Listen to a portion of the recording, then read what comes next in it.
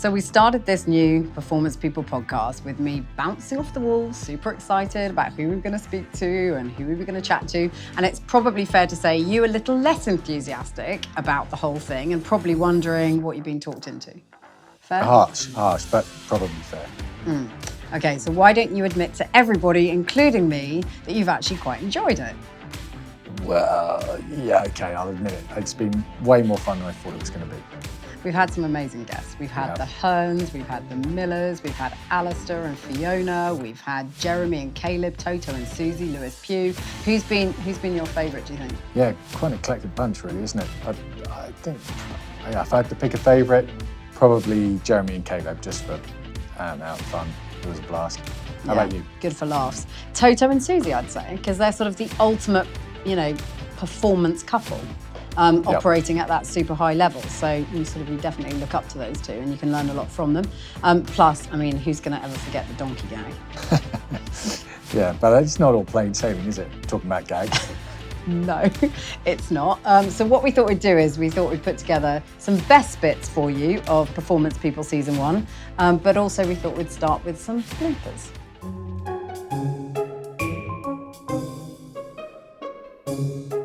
As you may have guessed, we've taken performance. As you may have guessed, we have taken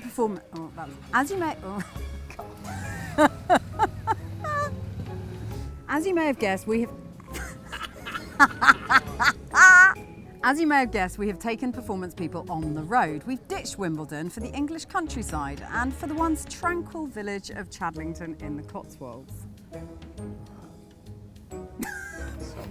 Well.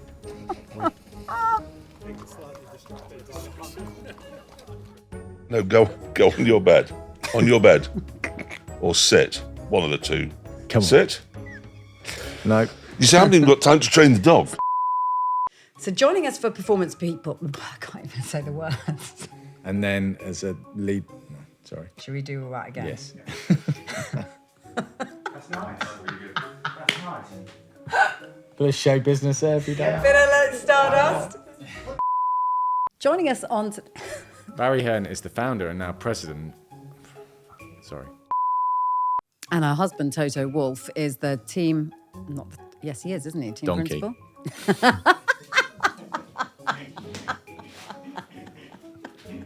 Don't put that out there. Joining us on today's Performance People are a husband and wife team who are She's also one of only a handful of women to have driven for an F1 team. She's also one of only a handful of women to have driven for It's so annoying, isn't it? Okay. Take 45. Also, you look like, when I'm talking to you, you look like you think what I'm saying is complete nonsense. I don't know if that happens all of the time. What, like all the time? Well, I don't know if that happens all of the time, but now you're like, Okay. yeah. Yeah, well, that bit Bullshit. I was a bit like, what are you talking about? Michael has gone on to become a much admired broadcaster and an entrepreneur in performance management. Yeah, does that remind you of you and Sid? In some ways. No, I had a fantastic relationship with my coach, Sid, David Howlett. What was Sid's cat called? Clitoris. I'm not sure we want to put that on the podcast. Thank you for listening or watching. We're Ben and Georgie Ainslie, and this has been Performance People. And remember, from what we've learned today, I can't remember what it is. I'm so sorry. It even says it on the screen, but I wasn't reading it. Oh, God, sorry, everyone. Getting off the ship, he didn't care if he got to America or if it's Spain. He just went off that damn ship. And that's the way I felt. I was just glad it was over. After the chase that we had done to do this, it was just a big relief. Can I ask a favor? Can I have my wife say hello to Michael? Because she's going to kill me if she doesn't get to say hello to Michael. She doesn't know him. She's in her chair in the other room. She doesn't know I'm going to ask her to do this, so she may turn me down.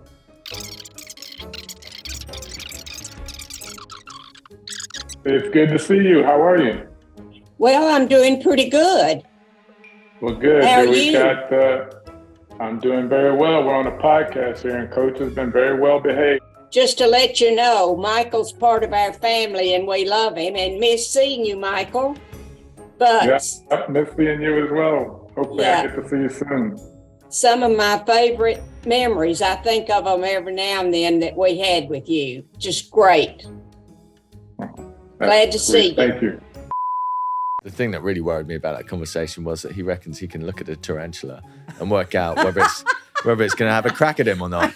Like, look, you clearly know what you're talking about, but that sounds a little bit far-fetched to me.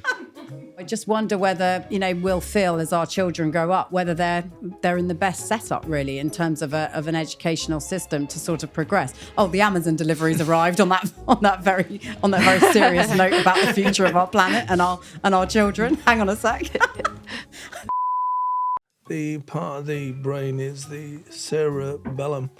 You didn't even know that word before this thing.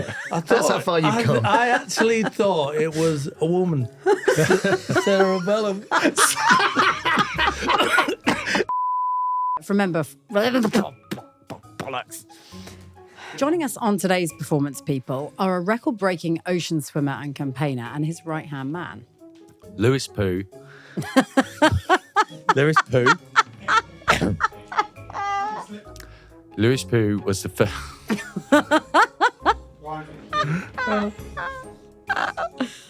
Lewis Pugh was. Oh no. Lewis Pugh was the first person to compete long distance swims in every ocean of the world.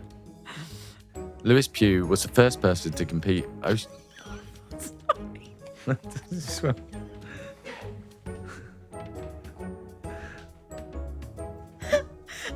Your face. Can't be that funny. You're trying so hard. No, it's just a disaster. You happy? Yeah. Okay. Great. Thanks, guys. Good marathon session. We can all fall over now. Well, I mean, what can I say? Plenty of shockers in that lot. But Lewis, hands up. Sorry, my friend. Plenty of shockers from us. Perhaps take your performance leads from this lot. Toto did once liken me to a donkey. He's the Arab racehorse that when he comes out of the pen, he goes and he's a very, very high performer. And I am a donkey. And don't underestimate donkeys because they never give up. They always keep going, and that's me. And the sheep, but no, its face Not was a lot like, at that point. I am being eaten. But it had a completely resigned look on its face. Do you ever see that in nature documentaries? With Attenborough, when there's a deer being eaten by a lion, it's always going, being eaten by a lion.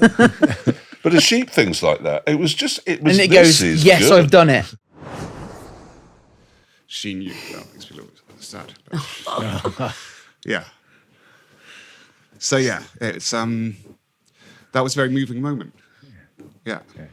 The one thing we didn't brief on this, David, was we weren't going to cry. I was going to say the one thing I was like, we had a little brief chat and I was like, didn't brief the whole, don't cry, let's not cry. I still pray that one day I'm going to wake up and, I can talk like the old me, 300 mile an hour, say stuff that, is crazy. You shouldn't have said that. He said to me 1,000,000 times, you can't say that on TV. Yeah, yes, I can. Too late. Yeah. I didn't say you're a donkey. There is this horses, work horses in Austria, Haflinger. They're on the mountains. They go, with these legs, furry legs, and they go and go. I mean, I know what it looks like. Gun goes off and everybody runs and fast as they can, keep turning left, and the first person to the finish line wins. And it is that simple to the naked eye. The sprinting is not quite that simple. There are a lot of things happening, even in 19 seconds. And if you're really good at it, you're able to make those adjustments. If you said the word right in any context when I was in this psychotic state, I thought you were trying to make me right wing. And red and blue. And red and blue, anything to do with red and blue, I was cracking. It was really literally making me crack up. It's a battle between two wolves. One is a good wolf and the other one is a bad wolf. And which is a wolf which wins? And the Inuit people say it's a wolf which you feed. but I was never able to completely silence that bad wolf. I'm pretty nervous, but once you get me in this starting box and you close it behind me, I run. And very fast. That is a brutal breakdown of how you two operate. We had our sort of like decompress, put the television on, but while that was happening, Helen was in front of the television doing her yoga stretches, and I was sat on the sofa doing my freediving breathing exercises. So we actually spent a good 45 minutes that, you know, we were watching the telly, but doing something positive at the same time. You can't ride a merry-go-round with one foot on the floor. That's the thing to remember. You're either on it or you're off it. If you're on it with passion. That's the only other ingredient you need. I mean, his face was swollen and tomato red, covered in sand and sick, and the man was exhausted. Exhausted. Yeah. I've always loved you ever since that, because you were the man who made James May miserable for 9 hours. Even I haven't been able to manage that. Honestly, if you ever compare me to a donkey, we are in really big trouble. Don't diss the donkey. They get there in the end, right? Exactly.